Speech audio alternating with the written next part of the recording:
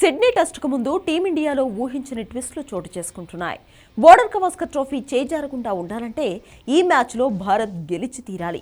అదే సమయంలో world test championship final అవకాశాలను కూడా సజీవంగా ఉంచుకుంటుంది. అందుకే భారత తుది జట్టు కూర్పు ఎలా ఉంటుందన్న దానిపై సర్వత్రా ఆసక్తి నెలకొంది. అయితే ఎవ్వరూ ఊహించని విధంగా సిడ్నీ టెస్ట్ నుంచి కెప్టెన్ రోహిత్ శర్మ తప్పుకుంటున్నాడు. వరుస వైఫల్యాల నేపథ్యంలో రోహిత్ పై వేటు వేస్తున్నారని వార్తలు వచ్చాయి. కానీ వీటిలో నిజం లేదని తెలుస్తోంది. రోహిత్ తనంతట తానే తప్పుకుంటున్నట్లు సమాచారం. ఆఖరి టెస్ట్లో హిట్ మ్యాన్ బరిలోకి దిగకూడదని నిర్ణయించుకున్నారట.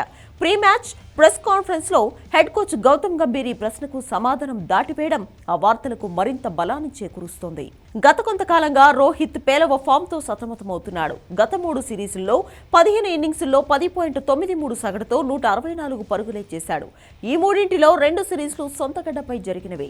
ఇప్పుడు ఆస్ట్రేలియా పర్యటనలో 3 మ్యాచ్ల్లో 5 ఇన్నింగ్స్ల్లో కేవలం 31 పరుగులే చేశాడు. 10 పరుగులే అతని టాప్ స్కోర్. ఈ కారణంగానే అతన్ని తప్పించాలన్న డిమాండ్ వినిపిస్తోంది. పలువురు మాజీ క్రికెటర్లు సైతం రోహిత్ ఫామ్ లో విమర్శలు గుప్పించారు. కెప్టెన్ కాబట్టే జట్టులో ఉన్నాడని, వేరే ప్లేయర్ అయితే ఎప్పుడో తీసేసేవారంటూ కొందరు వ్యాఖ్యానించారు.